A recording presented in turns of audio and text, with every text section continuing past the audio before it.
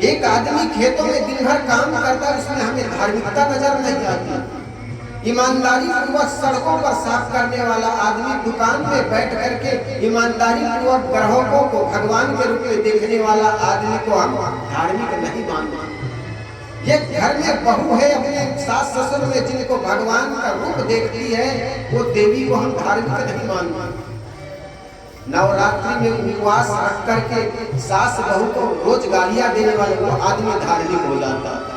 जिस देश में उत्पादन करने वाला समाज को छोटा मान लिया जाए और उपभोग करने वाला समाज अपने को बड़ा मान ले, उस देश का उन्नति कैसा हो सकता है? एक हल का मुट्ठी पकड़ने वाला किसान, एक मिट्टी से मटका बनाने वाला कुम्हार समाज छोटा हो गया और कुम्हार के बनाए हुए मटका को प्रयोग करने वाला हम बड़े हो गए। ये कोरी समाज जिन्होंने कपास का पता लगा करके कपड़ा बनाया और उस कपड़े को पहन करके हमने गर्मी और ठंडी के अपने शरीर की रक्षा की, वो कपास से कपड़ा बनाने वाला आदमी छोटा और मंदसौर के चौराहे पर उस कपड़े को पहन करके चमकने वाला आदमी बड़ा हो गया।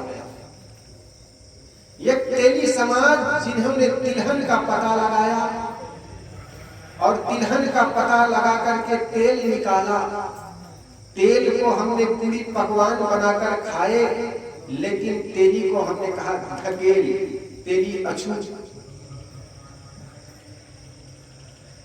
कैसा दुर्भाग्य रहा। अरे होना तो ये चाहिए, जो काम करके खाता है उनको बड़ा मानना चाहिए।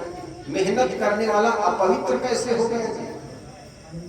एक समाज जिन्होंने मैदान पर पड़े चाम को ला करके दो जोड़ी जूता बनाया, उस जूते बनाने वाले को कहा तुम अछूत। हम उस जूते को पहन करके कंकड़ और कांटा से अपने शरीर की रक्षा की, हम बड़े हो गए। एक समाज जिन्होंने शौचालय और सड़कों पर जाकर के सफाई की, वो छोटा हो गया और हम सड़क चलते थूकने वाला, टॉयलेट में जाकर गंदा करने वाला हम बड़े हो गए। जरा सोचो कैसी अवस्था रही। सदगुरु कबीर कहते हैं, संतो देखत जब बावराना, साँच कहो तो मारन धावे झूठे जब पतियाना। सदगुरु कबीर कहते हैं, अगर मैं सच्ची बात कहूं तो लोग रूठ जाते, नाराज हो जाते, और नाराज ही नहीं बल्कि मारने के लिए दौड़ते। अगर सत्य बात कहे तो सुनने के लिए कौन तैयार है? जिस भगवान के लिए हम कहते हैं पार ब्रह्म परमेश्वर है, सब कुछ जानता है, और साल साल भर दक्षिण भारत के बालाजी, तिरुपति बालाजी मंदिर में वो घी के नाम पर सुअर की चर्बी और गाय की चर्बी को पता नहीं लगा पाए, वो भगवान कैसा?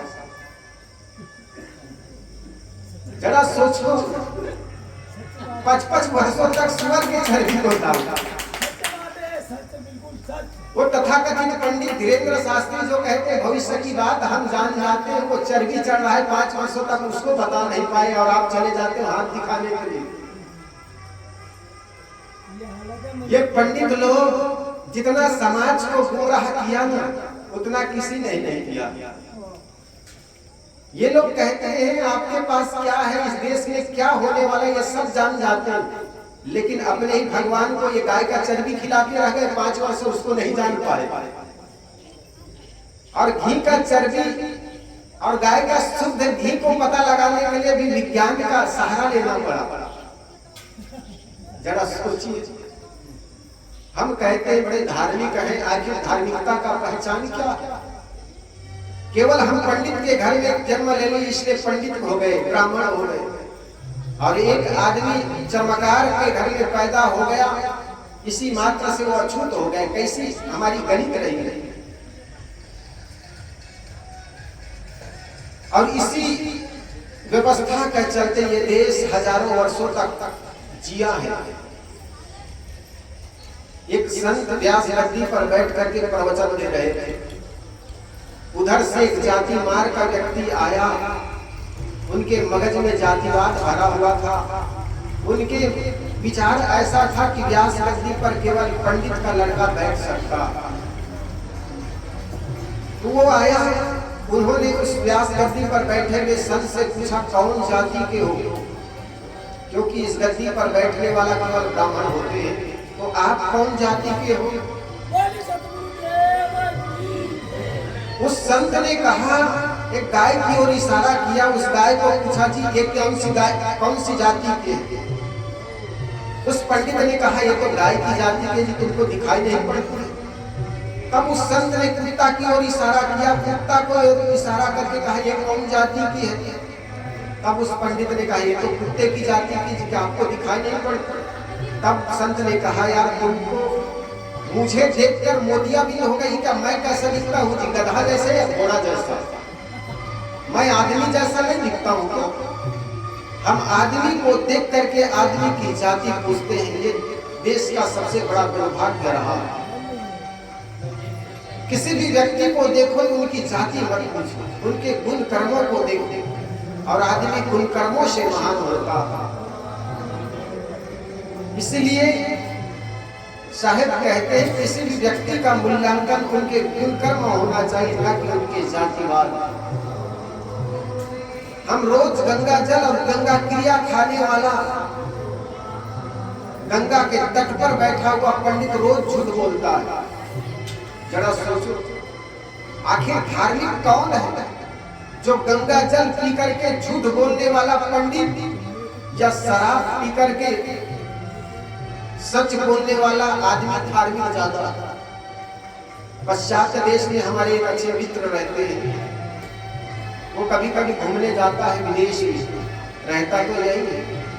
एक बार बता रहे थे साहब, क्या बताएं, हम विदेश की यात्रा कर रहे थे, करते करते हमारा एक बार संध्या हो गई, रात्रि हो गई, तो हमने विश्राम करने के लिए होटल में गए।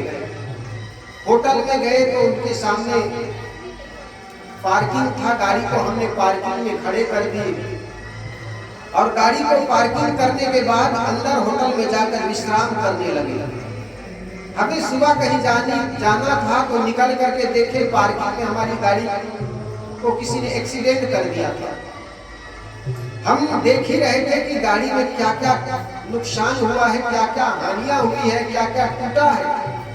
उतने में एक सीट पर पुर्जा रखा हुआ था, तो सीट पर पुर्जा रखा हुआ था, उस सीट के पुर्जा को उठा करके पढ़ने लगा तो देखा था एक व्यक्ति ने लिखा था कि जी मैं रात में शराब की हालत में, शराब के नशे में आ रहा था, लेकिन नशा इतना था कि मैं ब्रेक मारा, गाड़ी ब्रेक रुकी नहीं, और आपकी गाड़ी में जाकर के टकरा गई, और आपकी गाड़ी में टकरा गई तो आपकी गाड़ी डैमेज हो गई, खराब हो गई।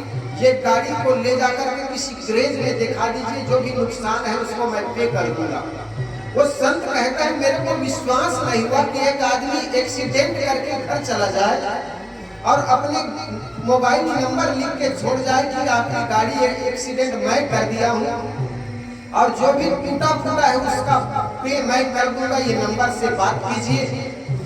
वो देख ही रहे थे, उतने में एक आदमी आ गया और कहने लगा भाई साहब आपने काफी देर कर दी, मुझे अमुक जगह जाना है, आप इस गाड़ी को गैरेज में डाल दीजिए और जो भी नुकसान है उसका मैं पे कर देता हूँ। वो संत कहता है मैं तो देखते रह गया, एक आदमी जो शराब पीकर बोलता है सच, वो छुपाता नहीं अपनी गलती को, और एक गंगा तट पर गंगा क्रिया और गंगा जल पीने वाला व्यक्ति झूठ बोलता।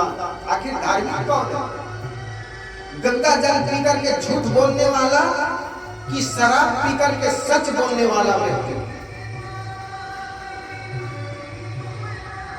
जनेऊ कहकर चोटी रखने पर झूठ बोलने वाला व्यक्ति कि बेगर जनेऊ बेगर चोटी रखे जीवन के साथ सत्य बोलने वाला व्यक्ति धार्मिक कौन है? आपके जहन में पैदा होगा वही आदमी धार्मिक है जो सतपथ पर चलता है और सत्य बात करता है।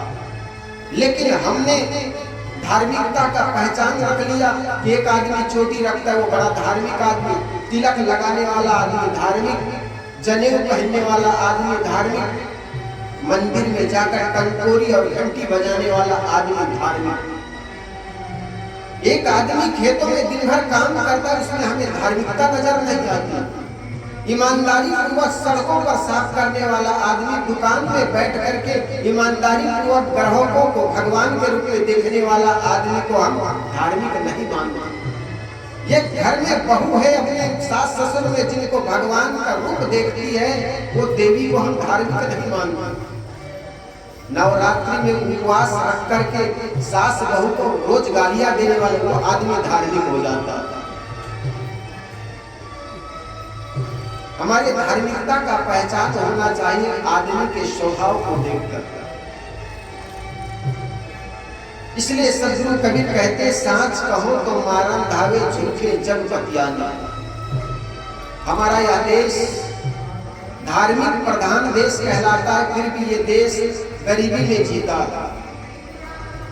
आज इस देश में भूखमरी है, बेरोजगारी है, आए दिन बेरोजगार हड़ताल में बैठे रहते हैं। इस देश में गरीबी है, भूखमरी।